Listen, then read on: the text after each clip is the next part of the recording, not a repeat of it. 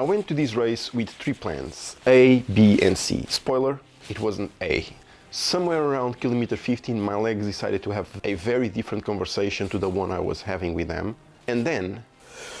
Okay, so thank you very much for watching the video. You will notice that I have made a bad choice in terms of clothes, so you'll listen a noise that is going to be a constant throughout this video. I have to apologize for that, but I hope at least you can see the video properly. Now, back to the video. Thank you very much for your attention. With 500 meters to go, something switched. I still don't know what it was, but I'm going to find out.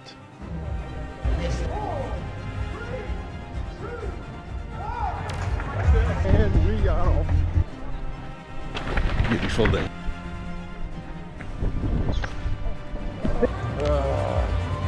Just finished.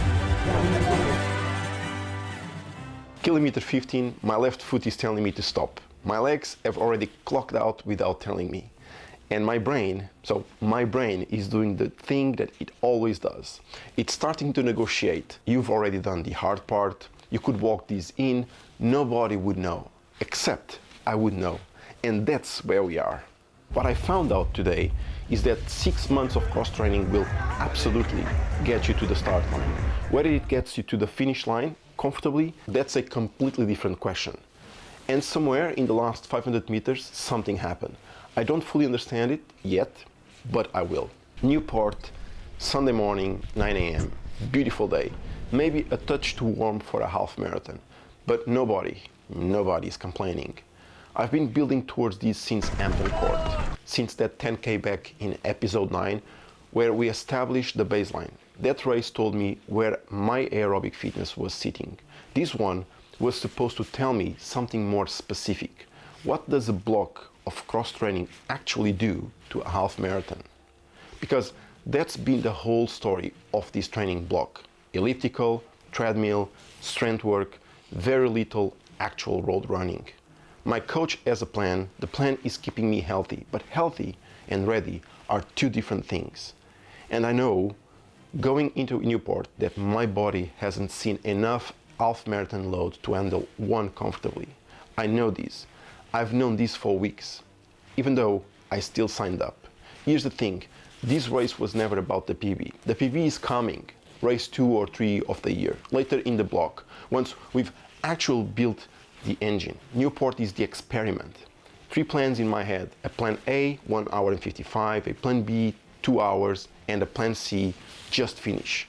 I turned up knowing exactly which plan I was probably running. I just didn't know how honest the race was going to be about it. The race itself started with an administrative disaster. I'd made a tactical error before even crossed the start line. Let's just say I misjudged the timing of certain pre-race decisions. Found myself standing in the purple pan for 45 minutes, and then, because this course loops back near the start around the 2.5 kilometer mark, I had to make an unscheduled pit stop very early on for a pee. Not ideal, but here's the thing about racing. The chaos is part of the deal. You find the rhythm, you settle, and for the first half of Newport, the body was playing along. Then, kilometer 10 arrived, and you know how in a boxing match there's a moment, usually around round 7 or 8, where one fighter starts to look like they're just surviving. That's what started happening with my left metatarsal. It wasn't pain exactly, it was a conversation, a very pointed one, the kind where the other side is clearly winning. I've had this before, 2 weeks of on and off metatarsal discomfort in the lead up, probably because we only ramped up the time on feet in the final 2 weeks before the race day. The body hadn't had time to adapt, and now, at the worst possible moment, it was reminding me. I kept going. In fact, you keep going.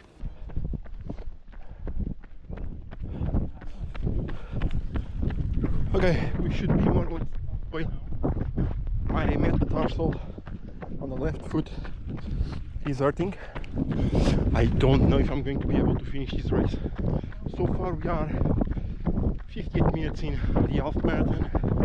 The day is beautiful, as you can see, but I think I'm slightly faster than I am. 6 kilometers to the finish line, the legs decided to join the conversation. Aerobic fitness, fine, engine fine, but the muscular load of a half marathon on legs that have been doing elliptical for months, It's not fine. I was pushing and nothing was responding to the way it should.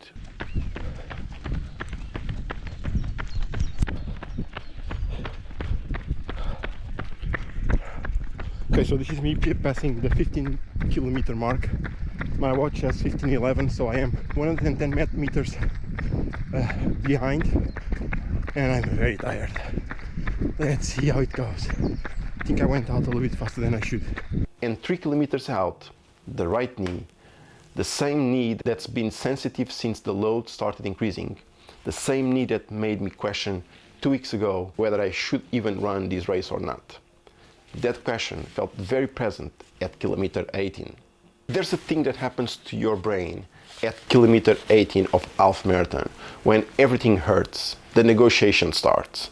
You start making deals with yourself that you never make it fresh. Slow down to a jog, deal. Just go to the next marker, deal. Stop caring about the clock, already done, mate. And somewhere in that, in the complete letting go of a plan A, of the comparison, of what I thought this race was supposed to look like, I found something. Not a second wind, more like a renegotiation. The legs were still heavy, the knee was still talking, the brain had stopped fighting. The race it wasn't having and started running. The race it was actually in.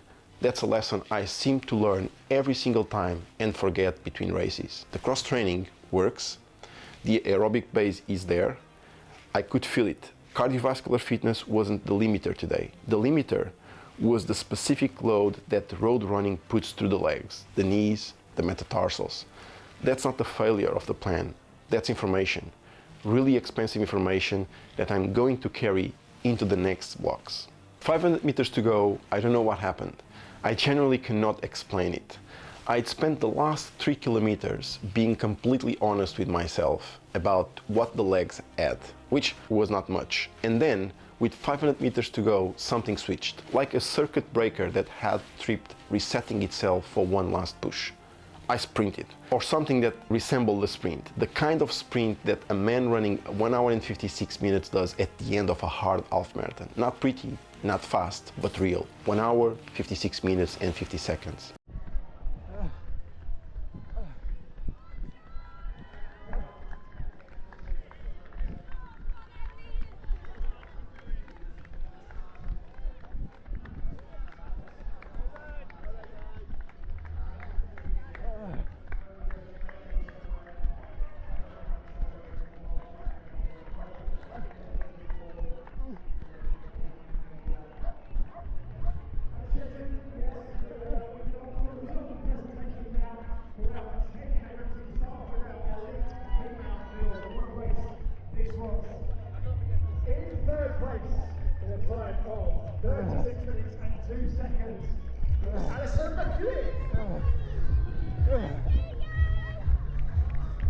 Huge congratulations, Alison, picking up the bronze on this occasion. In second place, a time of 35 minutes and 58 seconds. Put your hands together for Emily Davis.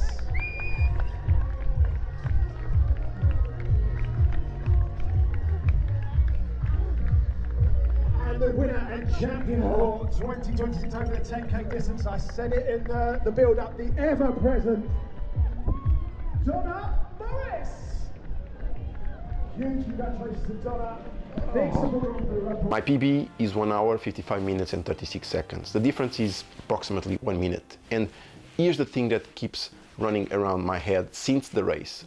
If the training had been built for a half marathon, not a 10K, if my legs had had the load they needed, if the knee had had the time to adapt, where would that sprint have come from? At kilometer 5 instead of kilometer 20? That's the question. That's what race 2 is for. I went into Newport with a very specific experiment in mind. I wanted to know what cross-training does to a half marathon. I got my answer. It gets you to the start line. It might even get you to the finish line in 1 hour, 56 minutes and 59 seconds apparently. But it doesn't give you the half marathon body. The legs that know 21 kilometers, the knee that has been loaded properly, the metatarsal that's adapted.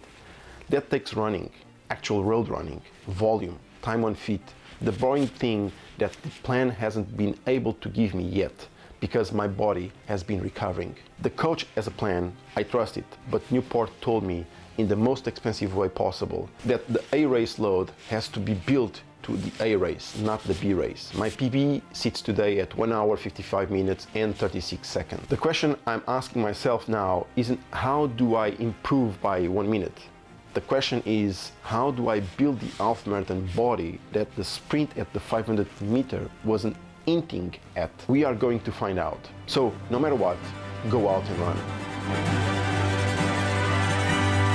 If you're running through your own version of these, not the race you planned, but the race you actually had, drop it in the comments. I would genuinely like to know. Subscribe if you want to follow what is going to be the next steps. Season 1 is in fact almost finished, so see you on the next one.